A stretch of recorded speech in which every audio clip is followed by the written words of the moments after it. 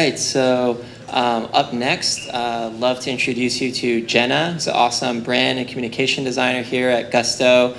She's going to talk to you about a big project here, the space that we're all in, and she's also an alum of our Bridge program and a great member of our community. So without further ado, let's give a big warm welcome to Jenna.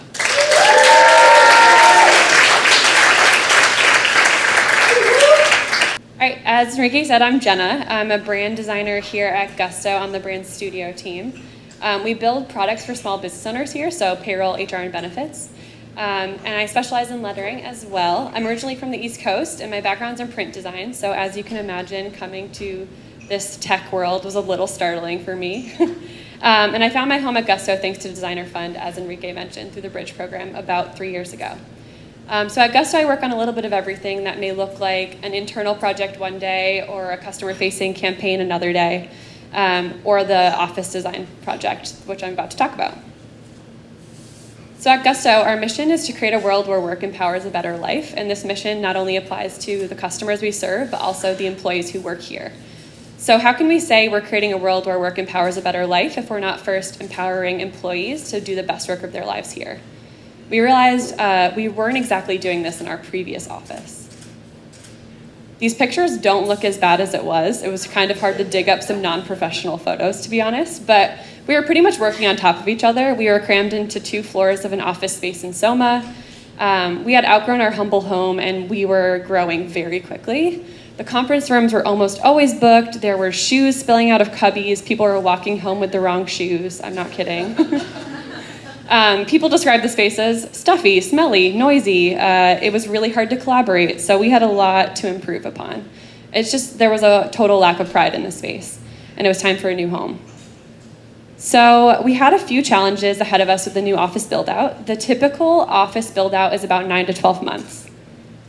And startups, in true startup fashion, often condense this into about 6 to 9 months. And then Gusto decided to try to do it in 4 months. And this is what our office looked like at the time. So we had this beautiful historic shell of a warehouse to work within, but there were so many historic limitations that we had to take into consideration, and this dictated every design decision we made. We are working with a super talented architecture firm, but with this really tight timeline, we were at risk of creating a space that was just a cookie-cutter tech office that anyone could move into and it'd be just fine, and it wouldn't necessarily reflect our brand or personality. And on top of that, change can be scary. So the new office, a move means a longer commute for many people. It means uprooting routines, and it tends to lead to a lot of employee attrition.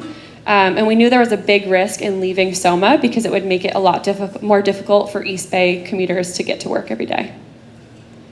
So we dove right in and formed a small team to consult on the design of the space. Namhi and Jason, who's here tonight, were representing the product design team, and myself and Micah were representing brand studio.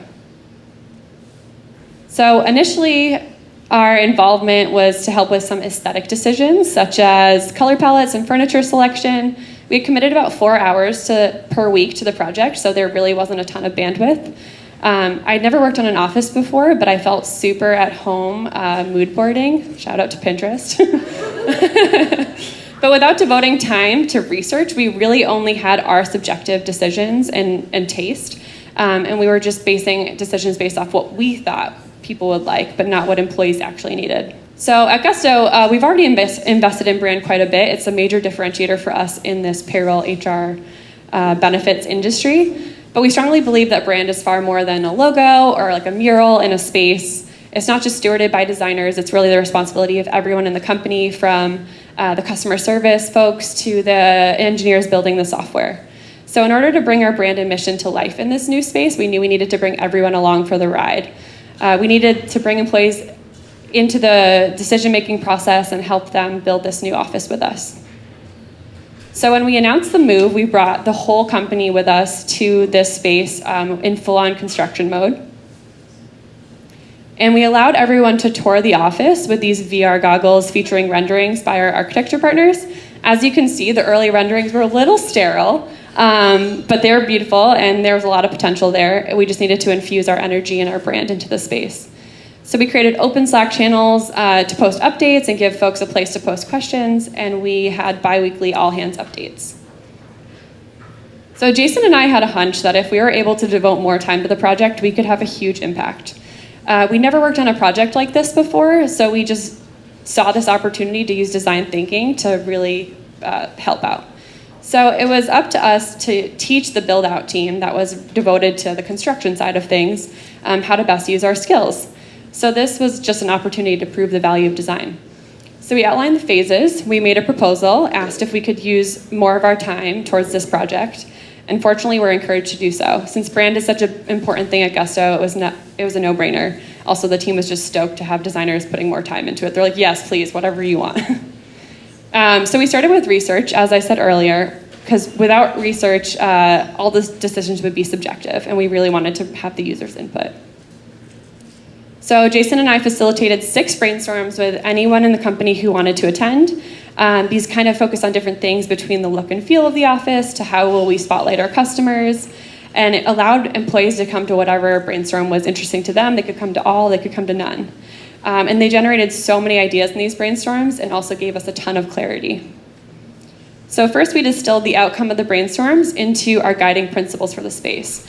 Our goal is to create a space that is warm and cozy, just like home, embodies our brand and culture, is dynamic and can handle various working styles, is eclectic yet subtle, showing off our quirky personality, is full of spaces for community and connection, and spotlights our customers. So we knew alignment was incredibly important at this point in the process. So we spent a majority of our time up front creating this one source of truth, like a design system for the office space. We took all of the learnings from the brainstorms and consolidated them into this source of truth for all of our stakeholders and partners externally to agree to. So it's essentially a doc full of mood boards and functional requirements for each space and each subspace within the office. And each decision reflected what we had heard in those brainstorms. So for example, employees wanted a cozy, casual home environment that was mature but not pretentious, connected to nature. So this informed our furniture choices, the cozy nooks we created, and all of the greenery. And the space needed to be dynamic and collaborative, so this informed the layout of the space. We got everyone involved, aligned on this source of truth, which allowed us to move super quickly, and we didn't need it to be a bottleneck. The architects and the furniture vendors could move forward as they needed to. And so once we had solved for those functional requirements, we could kind of dive into the unique moments for our employees inspired by customers. So representing and supporting our customers has always been important to us, and this came up time and time again in our brainstorms. So we knew we wanted to spend a majority of our time focusing on how we could bring that to life in the space. So the next couple weeks and months looked like planning out brand moments and finding vendors to execute on them. To be frank, I had no idea what I was doing, trying to find vendors for all of these things. Taking this project on as both a designer and producer was really intimidating, but it involved a lot of finding vendors, figuring out budgets, coordinating schedules, but it all came together. So we brought to life the passion of our customers and employees with this neon sign that's on the second floor. You may have seen it when you came in. It says live with Gusto. So to do something with Gusto means to do it with passion, energy, vibrance, enthusiasm. And that's what all of our business owners that use Gusto do, and also the employees who work here. And the sign also is a little bit of a nod to all of the storefront, like we are open signs you may see in small businesses. We named all of our conference rooms after small businesses and designed signage that looks like a storefront signage.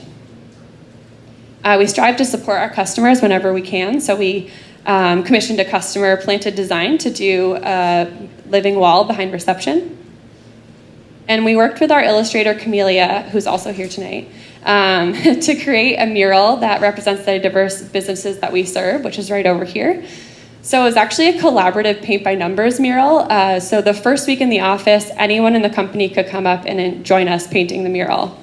We were super afraid to let the whole company come use paintbrushes, I'm not gonna lie.